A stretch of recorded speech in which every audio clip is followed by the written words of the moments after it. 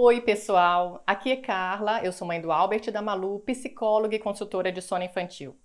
Hoje eu gostaria de falar sobre os 5 mitos comuns sobre o sono do bebê. Eu me lembro claramente, como a maioria das mães, no momento que eu dei à luz o meu primeiro filho, Albert. Foi um pouco inesperado, ele nasceu com 38 semanas e apesar de eu ter chegado no hospital com 9 centímetros de dilatação, ele nasceu de cesárea porque ele estava sentado e não de cabeça para baixo. Eu estava absolutamente repleta de amor e a gratidão, foi uma super emoção. E algumas horas depois eu estava repleta de dúvidas, conselhos, sugestões e informações. Não existem mães de meio período. Esse show é em tempo integral. Não importa se você é uma mãe que fica em casa, uma mãe que trabalha ou algo entre os dois. Seus filhos estão em sua cabeça 24 horas por dia, 7 dias por semana, não importa o que mais aconteça. A ciência do sono se desenvolveu muito nos últimos 20 anos, proporcionando uma ampla visão sobre como o sono funciona, por que o sono é importante, o que ajuda e prejudica o sono e quais são os efeitos da privação do sono na vida das crianças e dos adultos. Apesar do avanço da ciência, ainda é comum encontrar informações incorretas ou conflitantes sobre o sono. Algumas dessas informações são repetidas com tanta frequência que acabam se tornando um mito amplamente difundido. Mesmo que esses mitos do sono sejam contrários às evidências científicas, muitas vezes são tidos como verdades e podem levar a hábitos de sonos ruins e a privação do sono. Em 2019, a National Sleep Foundation reuniu um painel de especialistas para identificar os mitos de sono mais problemáticos. Então hoje eu quero falar da minha área de especialização, que é o sono infantil, e tentar dissipar alguns dos mitos populares que vi em fóruns de pais e ouvi de grupos de mães com os quais conversei. O primeiro mito é que dormir muito durante o dia atrapalhará o sono do bebê à noite. Provavelmente não, exceto em casos extremos. A menos que seu filho esteja dormindo praticamente o dia todo e acordado a noite toda, você não precisa se preocupar com a duração de suas sonecas. Em especial os recém-nascidos, que precisam de muito sono. Na verdade, até os 3 meses, eu não recomendo que o seu filho fique acordado por mais de 1h30 entre as sonecas. Para os recém-nascidos, o intervalo acordado é de no máximo 45 minutos a 1 hora. O que mantém os bebês acordados à noite mais do que qualquer coisa é o cansaço excessivo. Você pode pensar que um bebê exausto tem mais probabilidade para dormir a noite inteira do que aquele que dormiu o dia todo. Mas na verdade é o oposto. Quanto menos o bebê dormir durante o dia, pior será o sono da noite. O motivo pelo qual nos referimos a isso como super cansado é porque o bebê passou da fase de cansaço e o seu corpo começa a engrenar, produzindo cortisol como uma defesa contra o cansaço. E isso o impede de cair no sono e continuar dormindo tranquilamente. Um bebê que teve uma quantidade razoável de sono durante o dia tem muito menos probabilidade de dormir mal à noite. O cansaço excessivo é problemático para todos nós. Provavelmente você teve dias onde você estava cheio de trabalho e tinha prazos curtos, seja na empresa ou na época da universidade. E quando você começou a se sentir cansado, você provavelmente se sentiu um pouco nervoso também.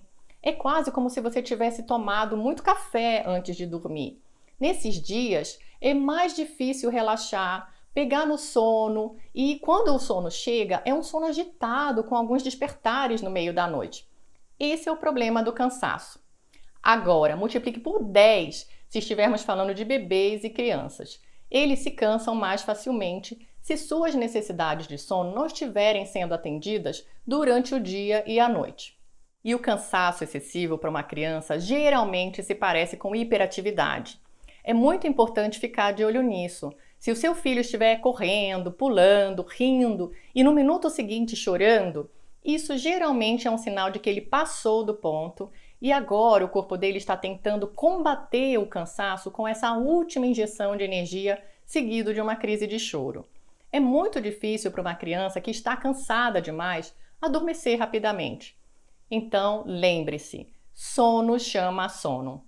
Se você tem uma criança que não está dormindo bem à noite, a chance é grande de que ela também não esteja dormindo bem durante o dia.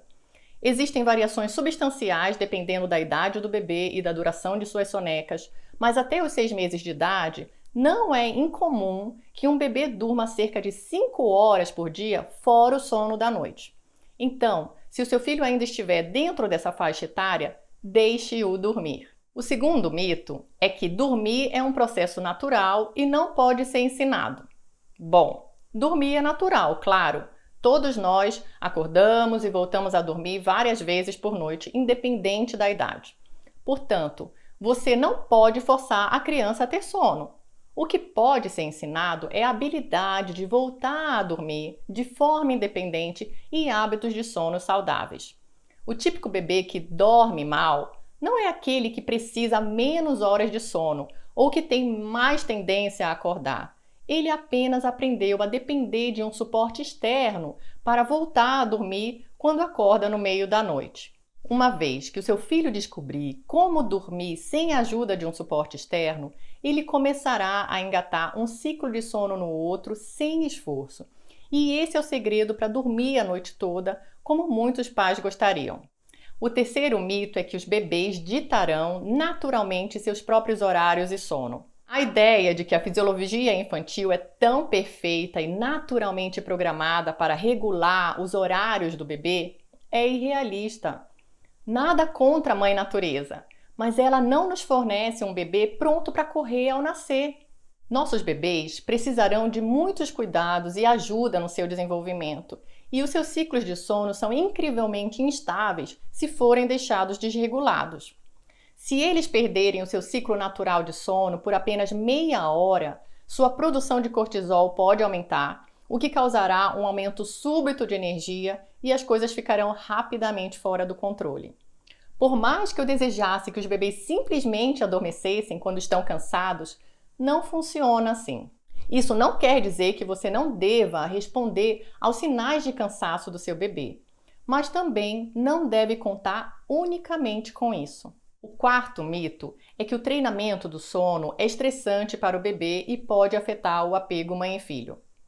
A Academia Americana de Pediatria, que é uma das fontes mais confiáveis de informação sobre a saúde do bebê nos Estados Unidos, também diz que isso é um mito. De acordo com um estudo de 2016, conduzido por 8 dos seus principais pesquisadores, a intervenção comportamental, popularmente conhecida como treinamento do sono, fornece benefícios significativos no sono, acima do controle e não causa reações adversas ao estresse ou efeito de longo prazo no apego mãe e filho, nas emoções e comportamento infantil. Quando uma criança precisa da ajuda dos pais para voltar a dormir todas as noites, isso é frustrante, tanto para ela quanto para os pais. Imagine acordar várias vezes à noite e ter que chorar para que alguém venha ajudá-lo a dormir de novo. Isso não é fácil para a criança. Aprender a dormir de forma independente é uma habilidade importante para os bebês evitarem ter que chorar todas as noites. Entenderam o raciocínio? Você não quer ensinar o seu filho a dormir sozinho porque não quer que ele chore, mas ele precisa chorar no meio da noite todas as noites para que você venha ajudá-lo a dormir de novo. Não faz muito sentido. Portanto, não há dúvida sobre o benefício da intervenção comportamental de ensinar o seu filho a dormir melhor à noite. O quinto mito é que os bebês não são projetados para dormir durante a noite. Alguém já ouviu isso? Acho que todos podemos concordar que, mesmo que os bebês tenham sido projetados de alguma forma, existe muito espaço para aprendizado e desenvolvimento. Confiar na fisiologia do seu filho para ditar seus horários de sono, seus hábitos alimentares, seu comportamento ou qualquer aspecto da sua educação é muito perigoso. Seu filho foi projetado para comer 3 quilos de chocolate? Claro que não! Ele poderia comer 3 quilos de chocolate se você não o impedir? Sem dúvida! Nossos filhos precisam da nossa experiência e autoridade para guiá-los durante os primeiros anos de vida. Isso é especialmente verdadeiro quando se trata de dormir.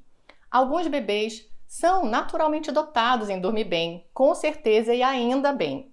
Mas não confie nos conselhos de que os bebês devem ditar os seus horários. É um absurdo pensar ou acreditar que alguns bebês e crianças não precisam de tantas horas de sono. Existem milhares de pesquisas comprovando que a privação do sono afeta a nossa saúde dos bebês, tanto a curto quanto longo prazo, demonstrando que seu corpo e cérebro não podem simplesmente se acostumar a dormir menos. E isso vale para as crianças e os adultos. Os bebês precisam dormir muito, porque o hormônio do crescimento é produzido quando eles estão dormindo. Porque o sono ajuda o sistema imunológico, as conexões neurais, o desenvolvimento do cérebro, o aprendizado, a memória e tantas outras coisas.